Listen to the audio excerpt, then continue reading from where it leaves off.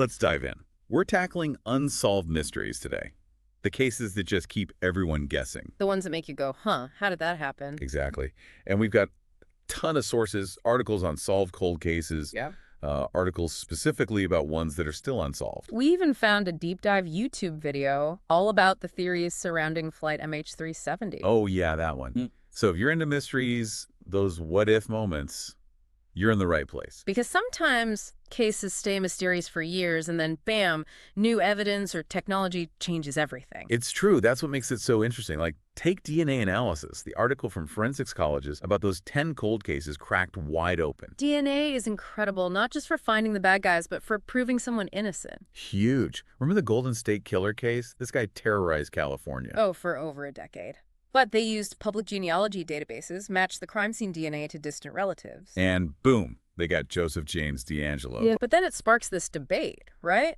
Using genealogy for investigations, is it ethical? It solves crimes, but... But is it an invasion of privacy? Big questions. Then you've got the opposite, Craig Coley, wrongly convicted in '78. Think about that. Decades in prison for something he didn't do. Thankfully, DNA evidence got him freed in 2017. Shows how powerful this tech can be to right those wrongs. It does. But let's be real. So many cases just stay unsolved. More questions than answers. Like the spy in the bag case. Ever heard of it? Oh, yeah, the GCHQ codebreaker, Gareth Williams, found dead in his bathtub inside a Lark sports bag. It's wild. So bizarre. And the key was inside the bag with him. How do you lock it from the inside? Plus, they replaced his apartment door, wiped his phone. It screams cover-up, especially with MI6 taking forever to report him missing. Right, totally suspicious. Coroner said foul play, but Scotland Yard concluded he was probably alone when he died. Doesn't add up. Too many unanswered questions. Nope, doesn't. Then there's the Ice Valley woman, found in Norway back in 1970 in a remote valley. And get this, everything she had, clothes, jewelry, even a liquor bottle, labels removed. Like she was erasing her identity on purpose. And to top it off, 2 suitcases full of wigs, maps, timetables, different currencies. Down at a train station nearby, what? Exactly. It's like she had multiple lives, fake names, the whole 9 yards. Coded notepads, they found those too. 8 fake passports, tons of international travel. But they ruled it a suicide, sleeping pills, case closed. But who was she? That's the big mystery, still unsolved, why people are still so interested. Okay, ready for a wild one?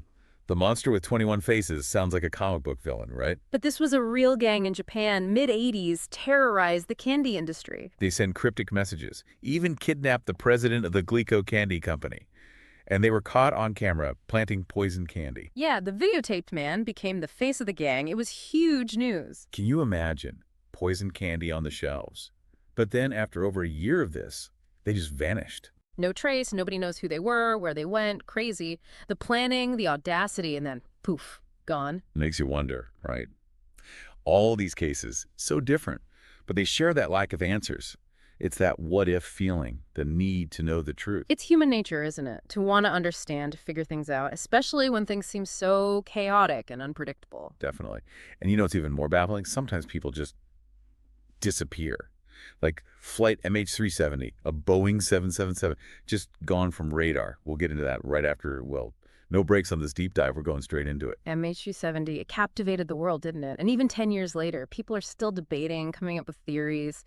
That YouTube video, it goes deep, and the more you learn, the weirder it gets. It really does, like an ocean mystery from another time. Just to recap, what exactly happened? Right, so March 8th, 2014, Malaysia Airlines flight MH370, going from Kuala Lumpur to Beijing, vanishes from radar. The first part of the flight, no problem, but then about an hour in, the ACARS, the system that sends data back and forth, it gets shut off.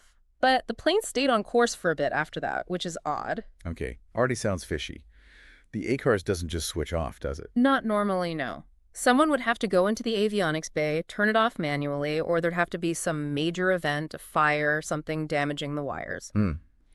Then, about 15 minutes after the ACARS goes quiet, the transponder, that's what lets radar see the plane, that stops too. And that's when the plane changed course. So someone wanted it to disappear. But why? That's the million-dollar question. The video goes through a bunch of ideas. Pilot error, some big mechanical failure. Right. But they turned off the communication stuff on purpose, and then those specific course changes, it makes those other theories less likely. What about a hijacking then? Wouldn't that explain it? The video does mention that, but usually hijackers, they want something, they try to talk, right? Yeah. With MH370, silence, nothing on the radio after the transponder went off. So are we talking pilot suicide then? That's hard to even think about, a pilot crashing a plane with all those people. Disturbing, yeah, but you can't rule it out. The video says there might be evidence the pilot practiced a similar route on a flight simulator at home. Oh, wow. But people who knew him say, no way, he wasn't suicidal. So frustrating.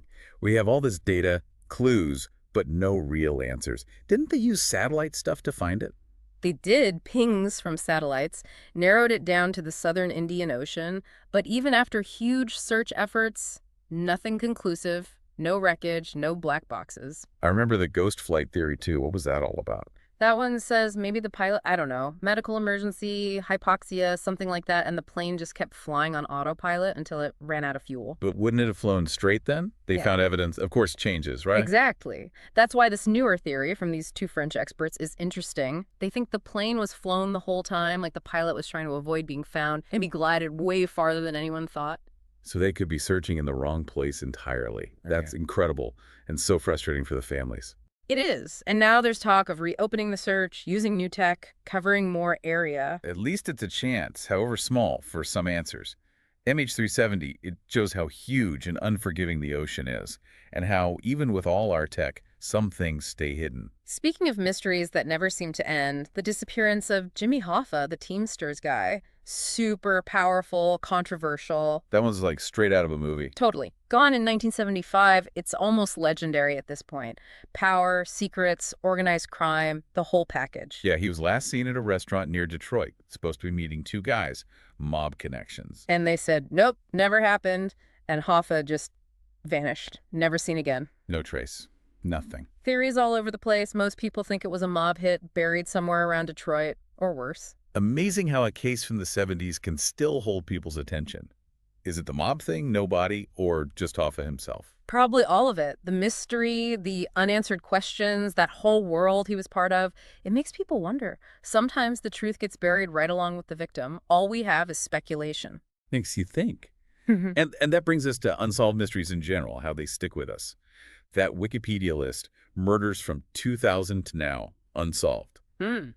So many cases, families, communities just waiting for answers. It's a reminder, isn't it? For every case they close, there are so many more open. Technology helps, but some will probably never be solved. And yet, some cases, even unsolved, they capture everyone's attention for years.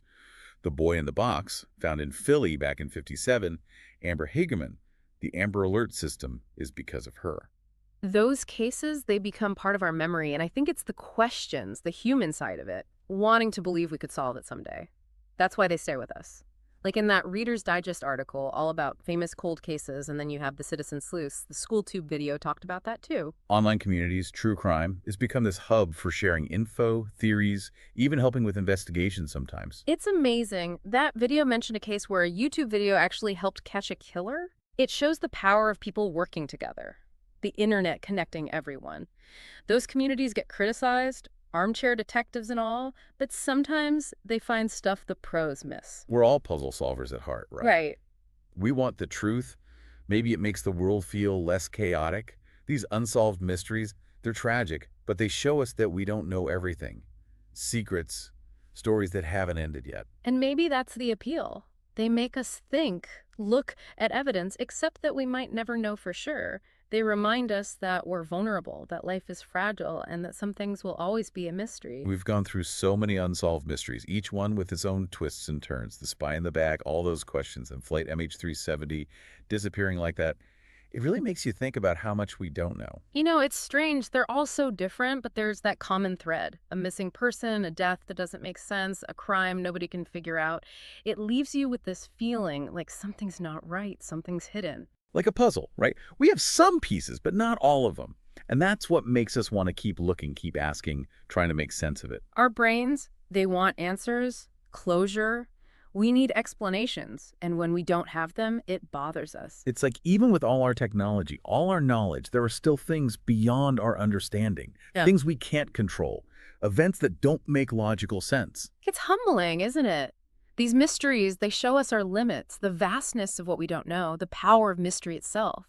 They make us think differently, question what we believe, and accept that some questions might not have answers. But even without those answers, searching for the truth, looking at the evidence, sharing what we know, that can be powerful. Think about investigators, forensic experts, even those citizen sleuths, spending hours and hours researching, analyzing, trying to put those pieces together. And now, with the internet, these online communities dedicated to true crime, it's like anyone can be part of the investigation. People from everywhere, they're all interested in these mysteries and they can share ideas, theories, work together. It's amazing to see, right? And sure, you got to be careful, not jump to conclusions, but the power of so many people working together, it's impressive. Who knows? Maybe someone out there will notice something, some tiny detail that cracks a case wide open. That's what's so cool about unsolved mysteries. They make you use your imagination, think critically, and realize that the world is full of surprises. They challenge what we think we know, make us curious, and show us the darker side of human nature. And some people might find comfort in thinking that every mystery can be solved, but there's something about the ones that stay unsolved that keep us wondering, what if? They become part of history, the unexplained. So as we wrap up our deep dive, I'm left with this feeling of awe, this respect for the unknown.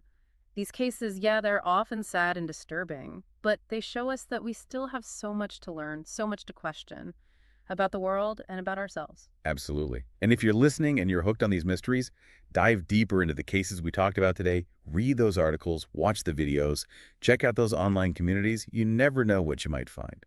And remember, think critically. Look at the evidence, consider different viewpoints, and don't be afraid to question everything. Maybe you'll be the one to make a connection, solve a mystery that stumped everyone else. That's all the time we have for this deep dive. But the conversation doesn't have to end here. Tell us what you think about these cases, your theories, any other mysteries that fascinate you. Stay curious, keep those minds sharp, and always keep searching for the truth.